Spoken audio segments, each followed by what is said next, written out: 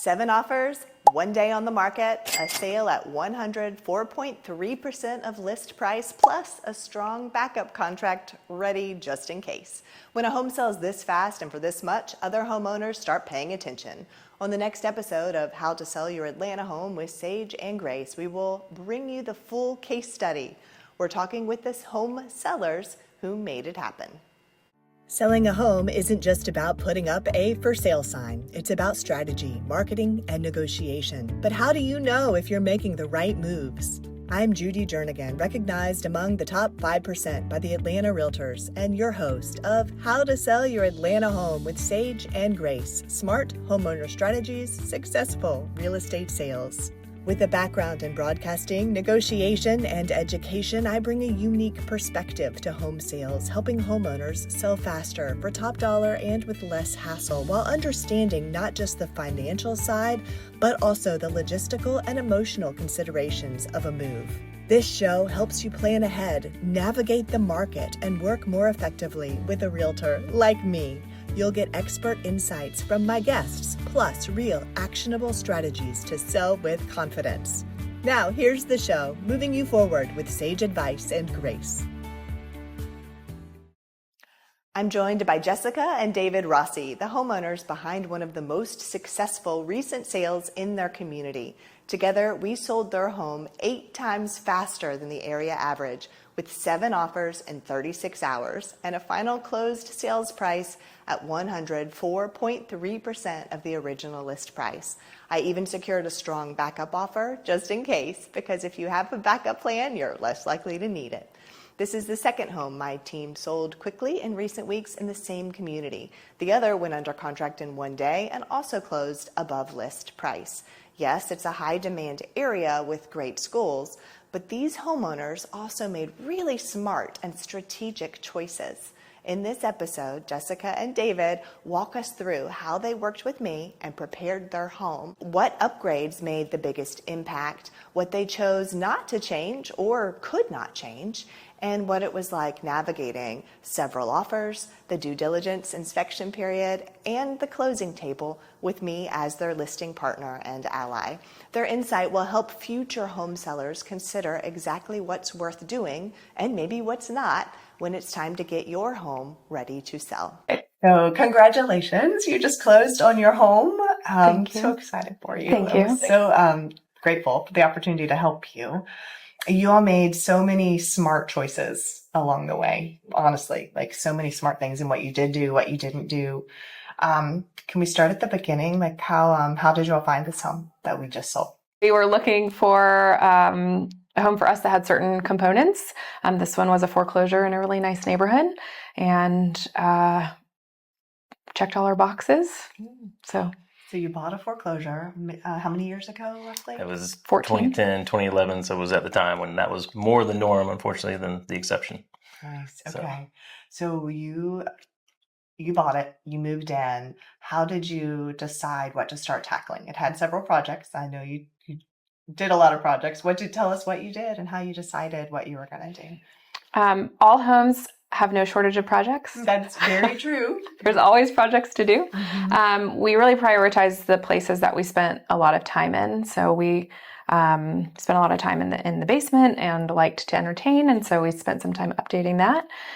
Also, the master or the primary bedroom bathroom where we sleep and get ready in the morning was a big priority for us, just because something we use every single day, and wanted to make sure that we could enjoy that space.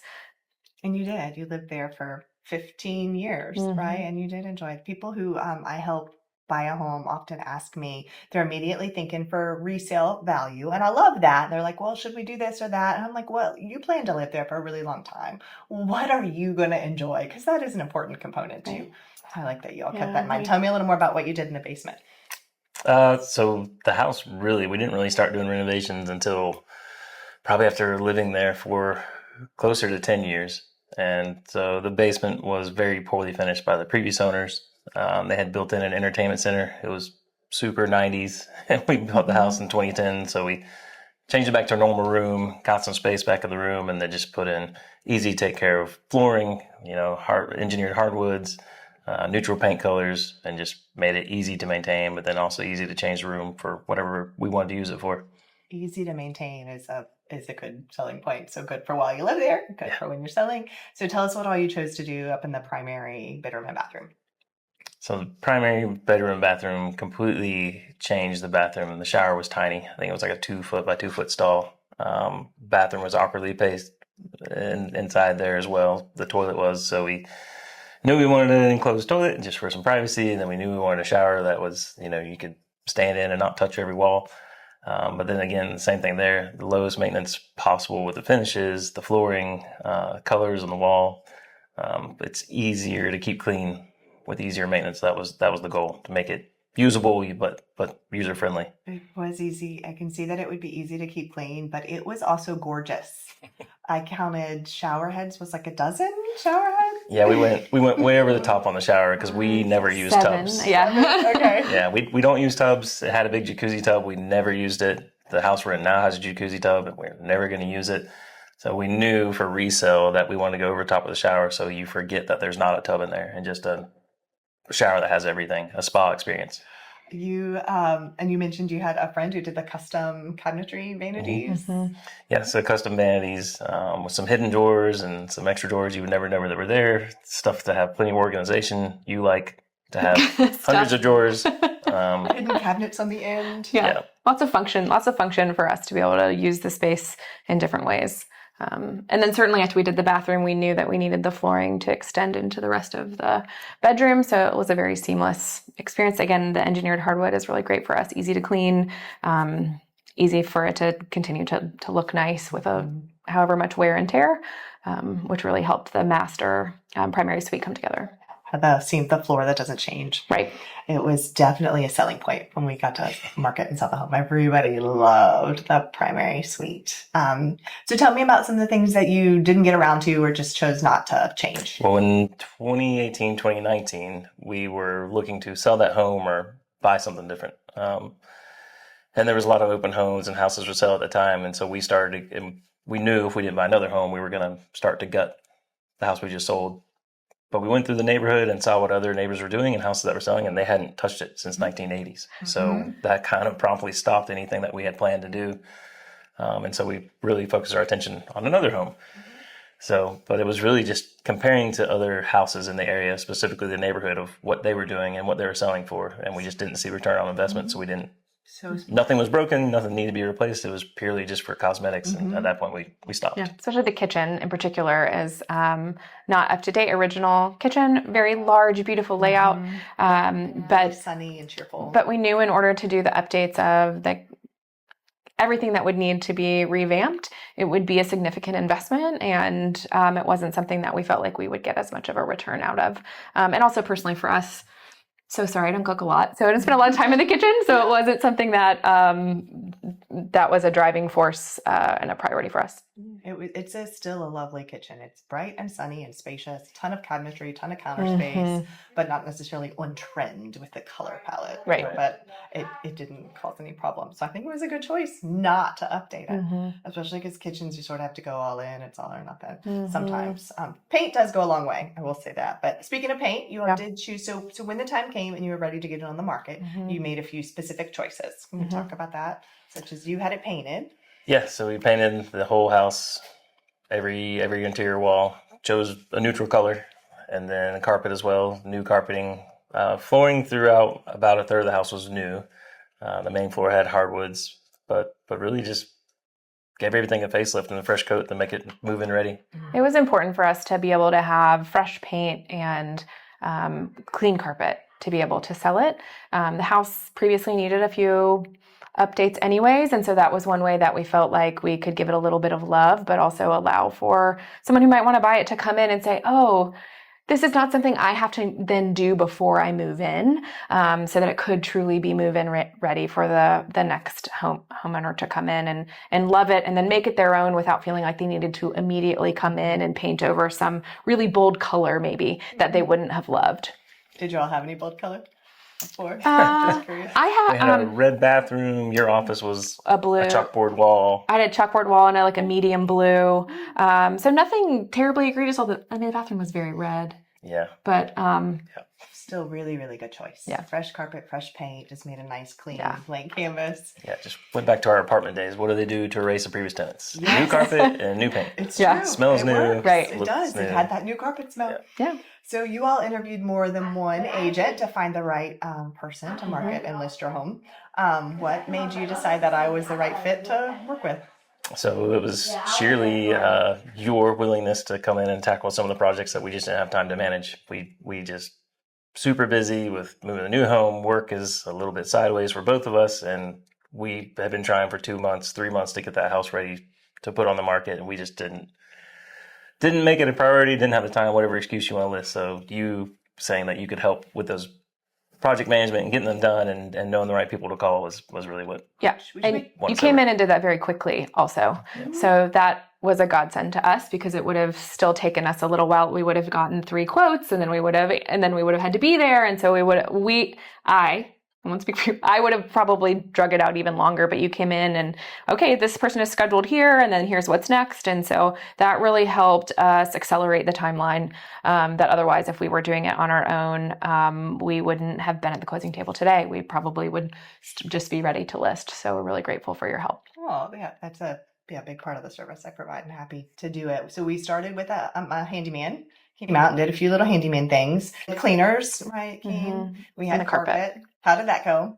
We'll share the good, the bad, and the ugly today. I think that might have been like our main hiccup was the carpet, and it wasn't a huge deal. It's fine. Just missed a small closet in the basement. Yeah, when Very I had made a list of all the places where we needed carpet, and I had not included a closet in the basement. Completely missed my brain in the list, and then he didn't catch it either. So it was something we caught way later. I'm like, oh, well, there is carpet. Oops. Yeah. So we didn't miss Another big that. lesson. The previous carpet had a lot thicker pile, and so all the trim around the base where carpet was before had the shadow of the old carpet where it didn't get painted. So we had the painters come in because we didn't want paint to be done after new carpet went down to keep the carpet clean. But in hindsight, we probably should have ripped the carpet out. Painters come in, then put the new carpet down so you didn't miss pieces of baseboard. Yeah, it's fairly small, but we noticed those things. Let's also talk about some of the things about the property that could not, or that you chose not to change or couldn't be changed. Like the home has a steep driveway, and that's not something we really have any control over. It's not that bad. Some people could find it off-putting. The home buyers, they're fine with it. When I had several open houses and people I talked with, it really didn't come up. It wasn't something that people were talking a lot about. But it is something that when we were setting the list price, it was on our minds. We thought about. So can you let folks know how did we land on the right list price? Can you just share how that went? Yeah, we really wanted in the price point that we were looking at, or just general of where this house may sit in a price point, for people to look at the home and say, wow, that's the best looking house when I compare it to other price points. We knew we had some things that might work against us, like maybe the kitchen not being updated, the driveway.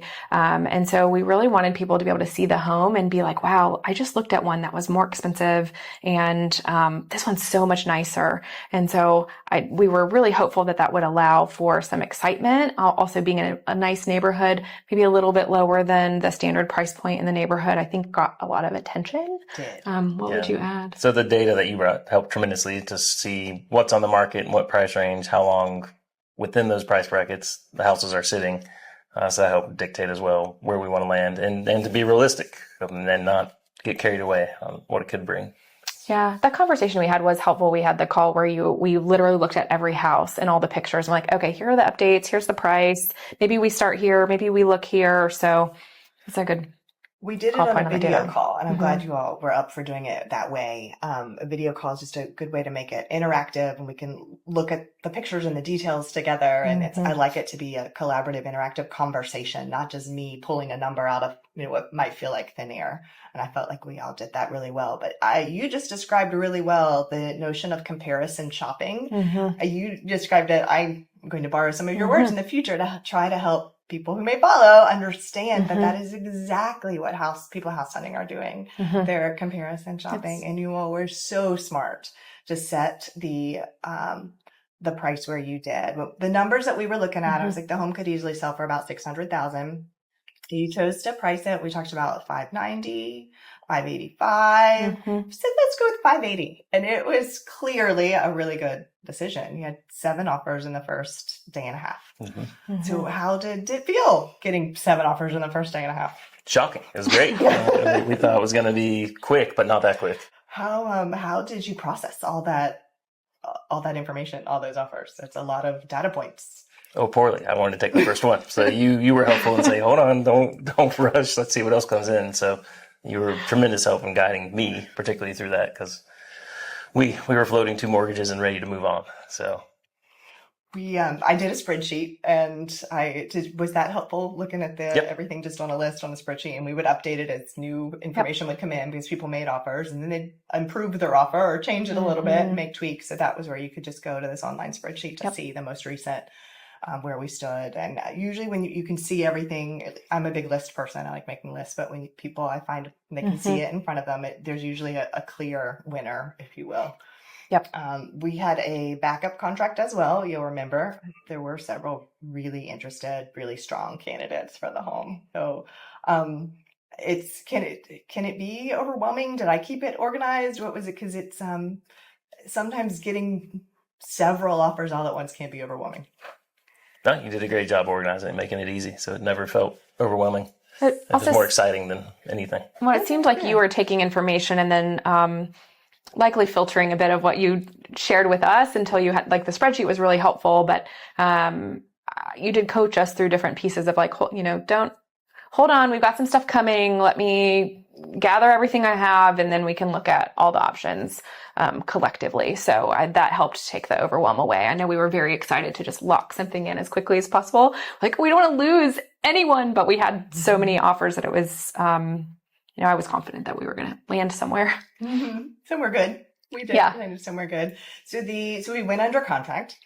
And so then starts the inspection period, also called the due diligence period here in Georgia. How was that? Nerve-wracking, nail biter? No, we know the house well. I mean, we did our best to maintain it the utmost that we could, and so keeping up with maintenance on home, I think, is important. We had done some major, not repairs, but preventative maintenance: new roof, new tankless water heater, new bathrooms, new toilets throughout. So new paint inside. The exterior paint was not that old, so we tried our best to keep the house maintained where there wasn't any major repairs or surprises. And you did, and it made the inspection period and that second round of negotiations really pretty simple. So it's back to you all made some really good choices over the years to what you chose to upgrade and not, and just maintaining the home, taking good care of it is really always just makes my job that much easier. So thank you for that. You'd be amazed how many people don't change the air filter. So what was the final week like before closing? The past few days, you had some questions, and it was like, we haven't sold a home before. So what should we be doing? Because when you're buying a home, there's still a flurry of last minute paperwork and things to prepare. And when you're selling a home, there's a little bit less. Yeah, it was eerily quiet. I wasn't really sure what we're supposed to bring things. Am I supposed to do stuff? But trust the process. And so I've actually been talking to my team about improving my communication for this last week, just to make sure that we proactively are answering some of the questions about how will things go the day of. Don't forget to bring your keys and your garage door opener. And how does who does the funds disbursement, it's called. And so I'm kind of, thank you for helping me see that that's something I could improve, is just the communication. People's minds wander when they don't hear anything. Right. Yeah. So. And I was like, everything is going great. And I don't think it's ever, everyone likes to hear that. You can't give people too much information. So on closing day, which we are here just a few minutes after closing. How did closing day go?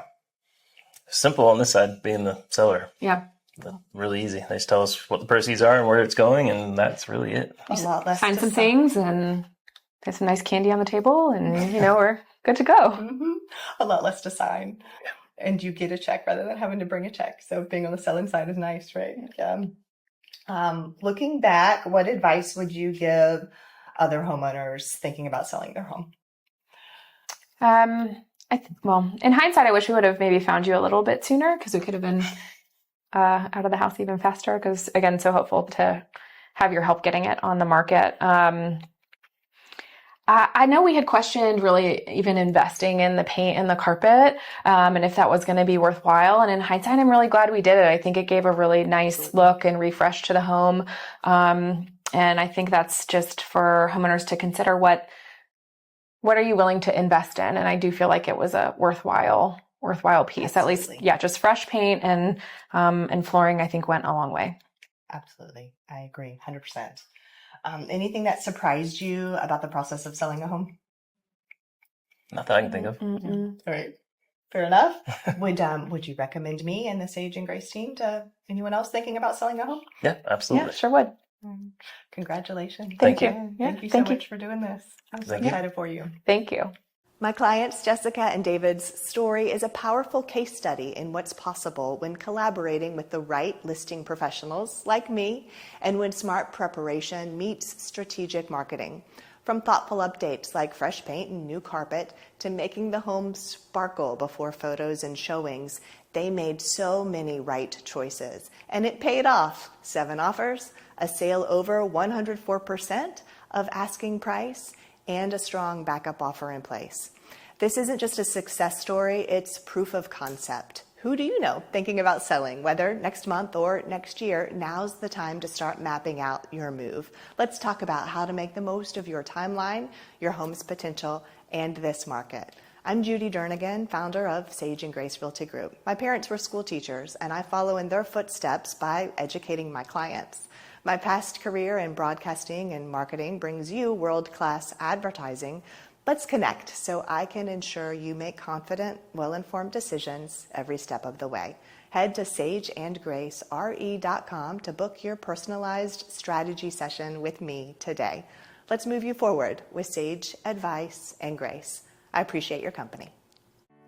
Thanks for joining us on How to Sell Your Atlanta Home with Sage and Grace. I'm Judy Jernigan, and I love helping homeowners sell smarter with less stress and better results. Who do you know with real estate questions? Please connect us so we can make confident, well-informed decisions and get the best possible outcomes together. If you enjoyed this episode, be sure to like, subscribe, and leave a 5-star review. It helps more homeowners get the smart strategies they need for a successful sale. Head to sageandgracere.com to learn more about working with me and the Sage and Grace real estate team. Explore all our show episodes, and when you're ready, book a chat directly with me, Judy Jernigan, moving you forward with sage advice and grace.